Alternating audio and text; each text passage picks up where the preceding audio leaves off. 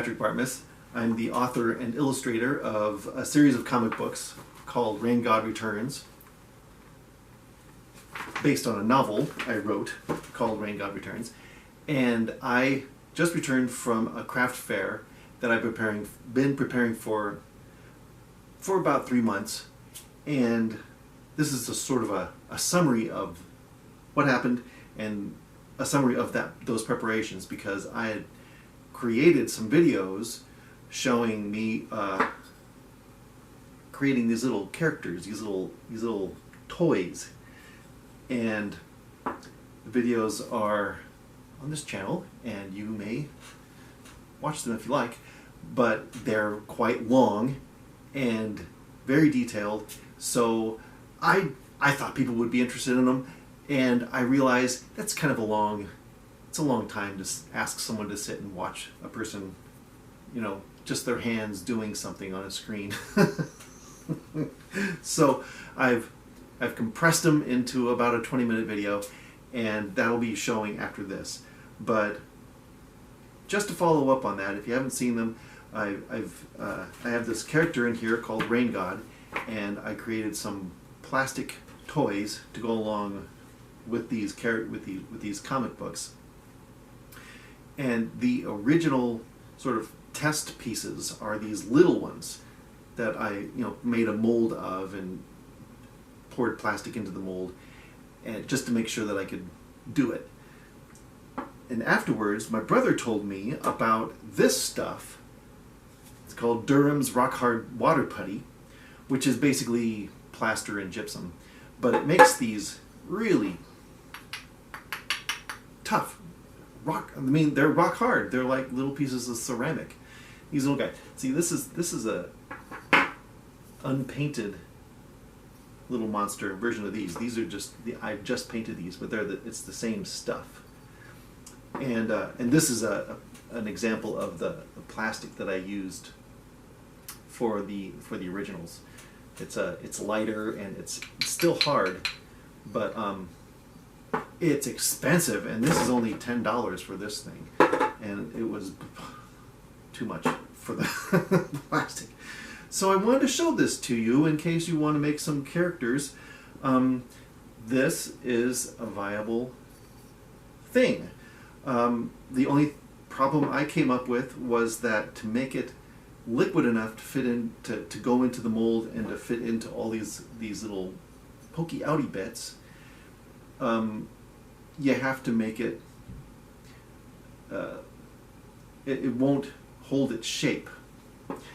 It'll form itself inside that mold, but when you try to open the mold, it'll break, as this did, because it's just very soft in its uncured form. But it won't cure unless the water evaporates out of it, so you got to take it out of its mold. So you got to find a balance, an equilibrium, and make sure that the something's outside beeping.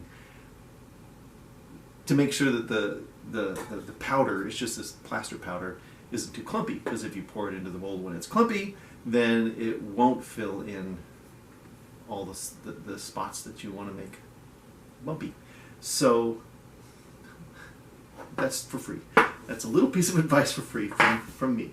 So what follows is about a 20-minute condensation of my process of making these things. And if you want to watch them, I will create a little playlist, and I'll link to that in the description so that you can watch them in detail, because there are some very interesting little pieces that I just had to cut out that I found very interesting. Like I have some pewter, and I decided, well, what if I wanted to make a metal monster? So I made one of those. I didn't include that in this video. And all the other stuff, like the image of this rubber mold material folding in on itself, filling up the flask, is beautiful. I made some music for it too. So thank you for watching. I hope that you watch these videos. I'm going to put a link at the end of this for you to go directly to the last video of the series, because apparently it was not given to the world by YouTube. I usually only have maybe 12 or 20 views on my videos anyway, but this one got 0, absolutely 0. And I tried everything. I tried to make a different thumbnail, and you know, I don't know what. So click on that link. If you click on anything, just click on it and watch for like 30 seconds, and that'll satisfy the computers that are monitoring all this video creation stuff. Thank you. Hi. In this video, you'll be watching me creating a little figurine, maybe that big, out of air-dried clay, this stuff. But I wanted to give a little backstory before I commenced the crafting, because I wanted to let you know what it is I'm trying to create and why I'm trying to create it. So, greetings. I'm Patrick Bartmus, the creator of this comic book called Rain God Returns. And it's set in ancient Mayan times. It's about Rain God, which is the character I'm trying to create. So I've done a character like this before. I just finished doing this pretty complex little model of what I conceived Rain God to look like for this comic book. But it's a little too complex for the project I'm envisioning. So I'm going to do kind of a scaled down version of this. So I'm going to bring the camera down to show you all these things I've been working on. Just a minute. Okay, so this is the character I created. Also made of air dry clay with an armature of aluminum foil. And I painted it and varnished it. And here's the clay that I used. And this is the drawing that I based it off of. This right here.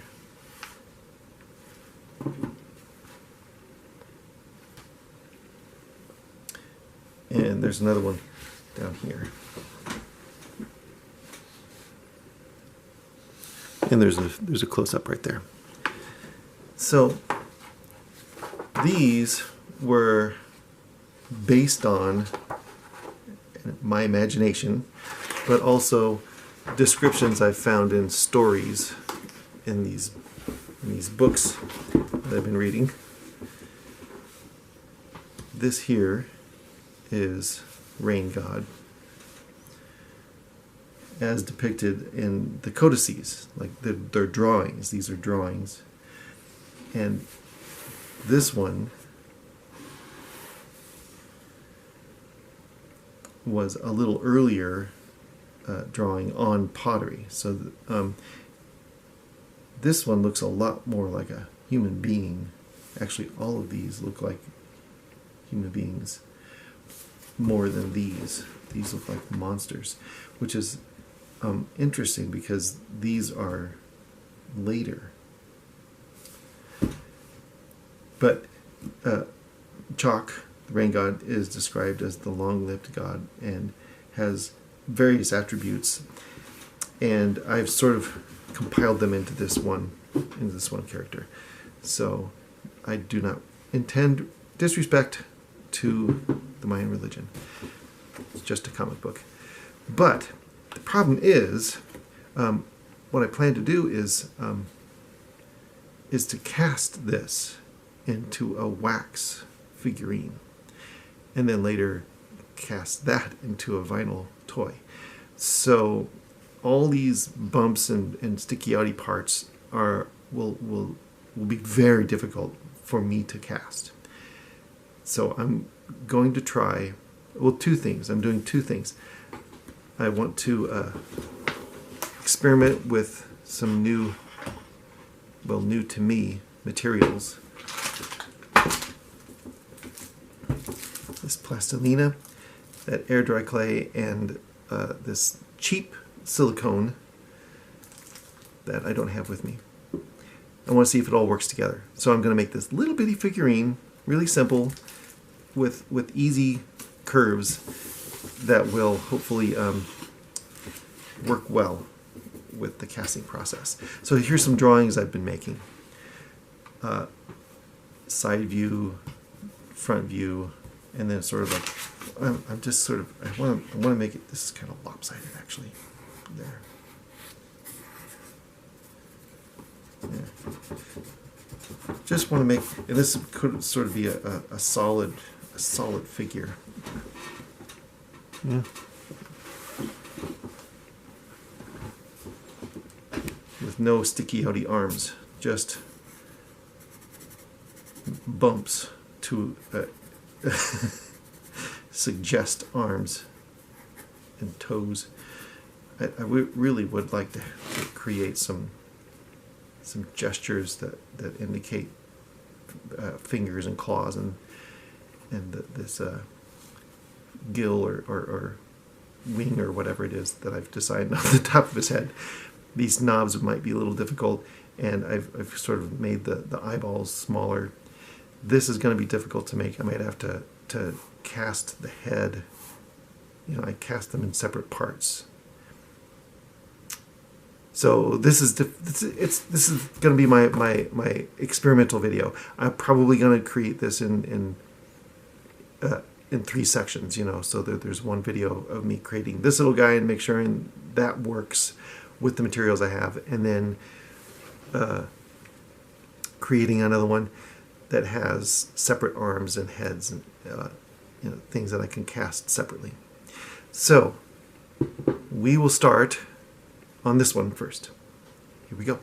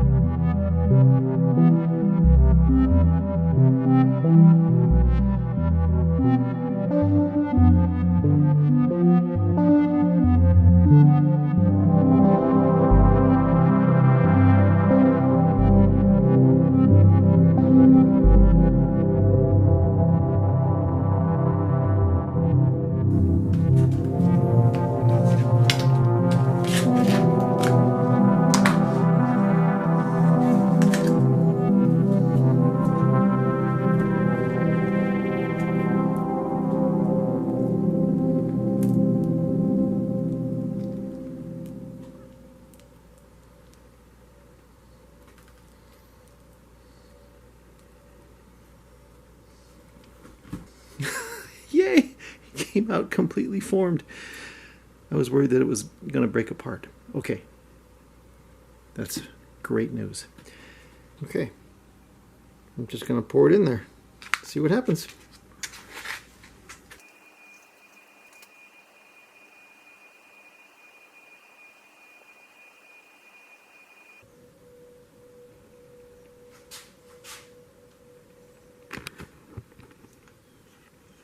Well, that was as good as I thought it would be.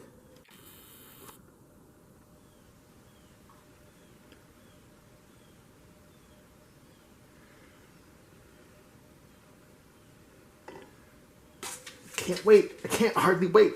I gotta find out.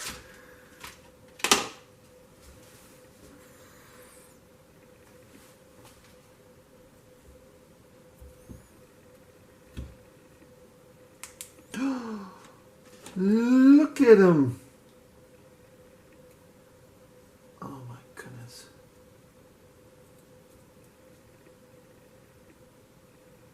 Oh, I'm very happy.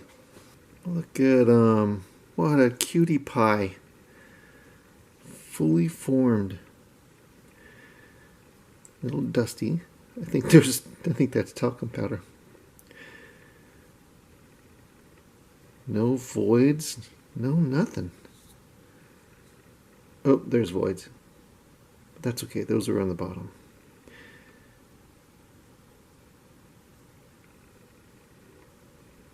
Oh, look at that. There's voids inside.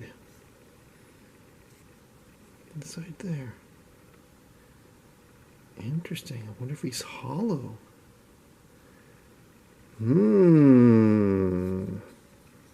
This merits closer investigation. Right. So that is with this wax, this carving wax I got from it's like a no-name brand.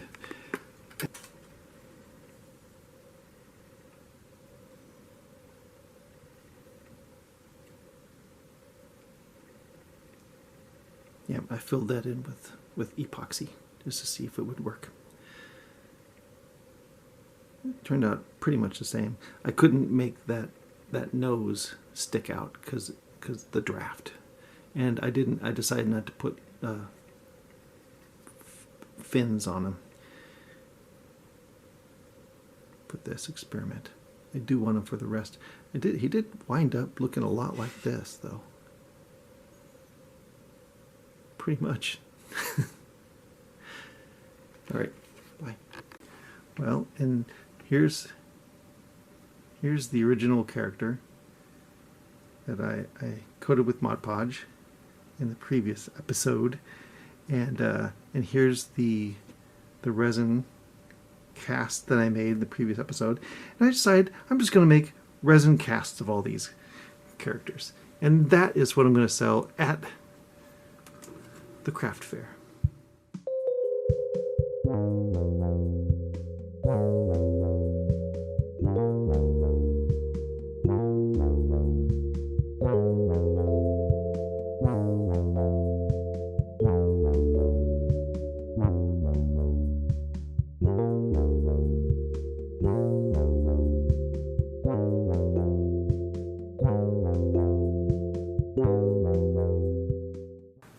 So this was the first batch, and this is the second batch. I'm using a different kind of resin now, and I kind of like these. I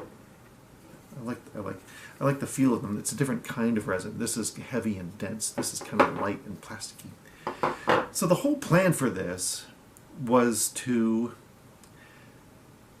create a vinyl toy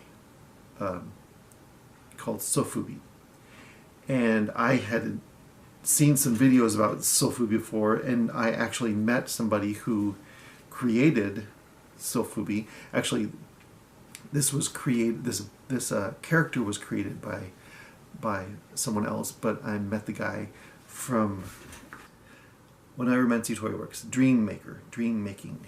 Yes, his name is Nick, and this is Catbat. I'll put this up on on screen so you can see it better. It's a cool card. So he painted this, and he painted another one that I don't have with me right here. And I really like these. And this is where I got the idea that I could make a toy version of one of my characters. But this is it's vinyl, and it's hollow inside, and it's kind of squishy, and it's light, and it's got a quality to it that I really liked. These are not this. These are not good, but they're practice, and I made them, so I'm gonna try to sell them. Somebody might like them. I don't know. I might try to paint these in sort of this color scheme. So that's the history. And now that I've sort of figured out how to cast these, if you've seen the previous ones, these are the wax figurines that I plan to use when I was going to make the vinyl figures, and I ditched that plan. So I'm not sure what to do with these wax figurines. I'll figure out something. But what I plan to do now is use this. This is the clay version of this, and you can see the similarities. These are sprues that I'll use to, when I cast it, I'll be pouring the plastic into the character from here. So, and because it's going to be difficult to cast with all these pointy-outy bits, I'm going to cast it in different parts. So here is the body. This schnoz will be a little difficult to make. Here are the eyes and the ears. They all have their little sprues. This part is going to be part of it, but the ear goes here, and the arms and the legs. So casting them all separately into this plastic, and then gluing them together, or pinning them in, or something, so that they are duplicates. Once I make the cast of them, I can make duplicates of this, and they'll be things that I can jumble around. This is kind of delicate because it's just air dry clay. These things you could throw in the back seat of your car and not worry about breaking. Hopefully this one will be too. So that is the plan. I think I've covered everything. I'm going to head on into the workshop where I'm going to be casting this figure. Here we go. There's the little character suspended in a tub. I know that I used the clay last time, but I decided to suspend it this time because I don't have enough clay. So now I'm going to pour some of this mold star into it. Create the first half of the mold. I'll just pour halfway in, and then it'll set, and I'll take off this support system and then pour the rest in.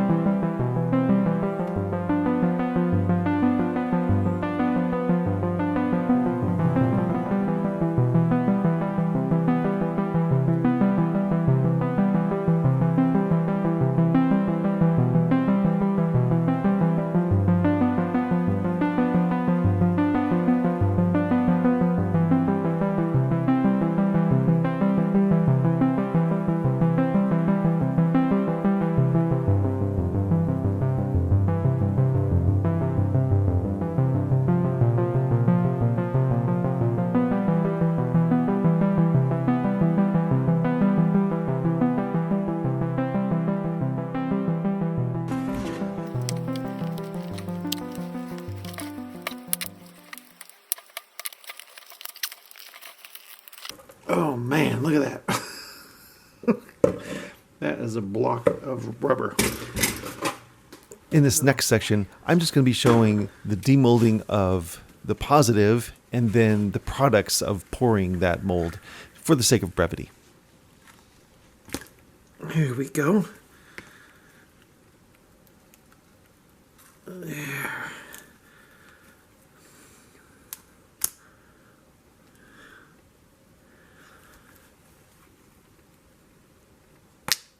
Yeah.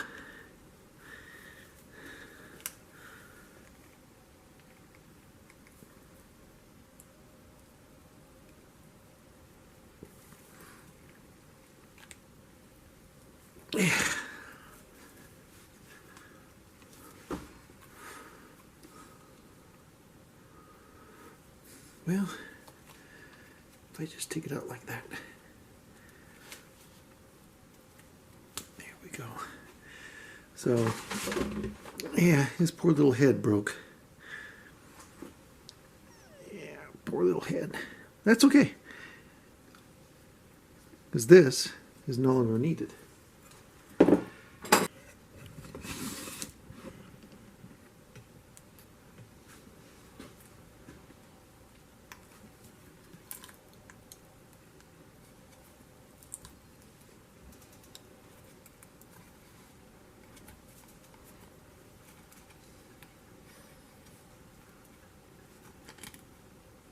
Uh-oh.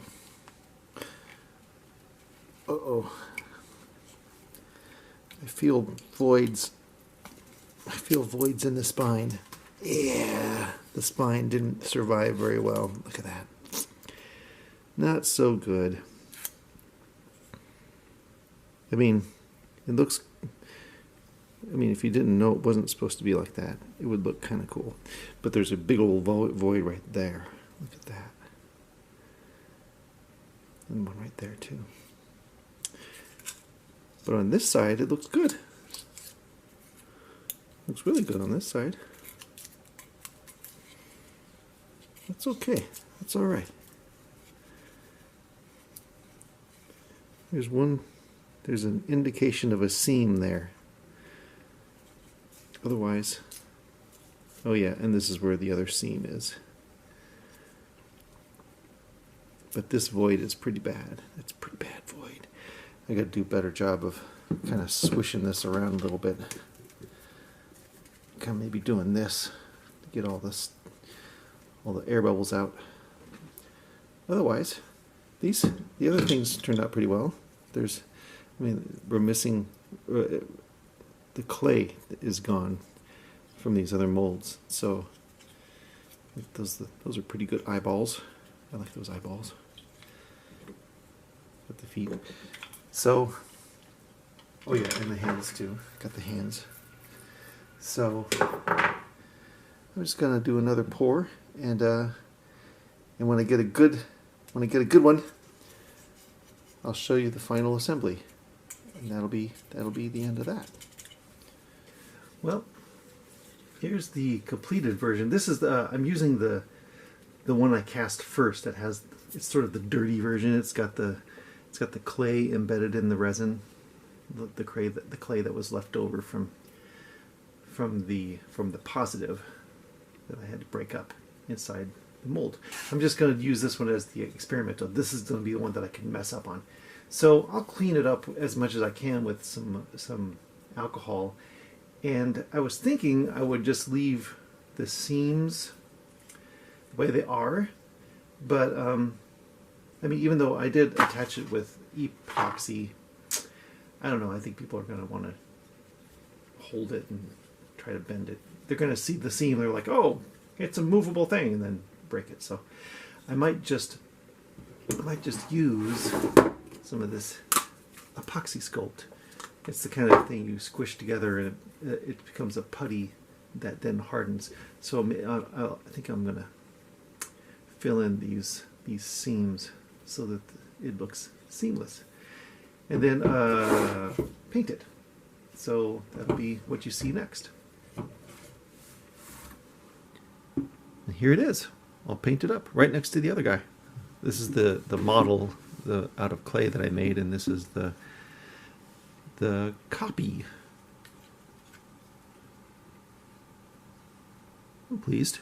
I'm very pleased, actually. The joints look smooth, look natural. This one looks, you can see a little bit of that epoxy sculpt smushed in there, but it stands up nice and tall and straight.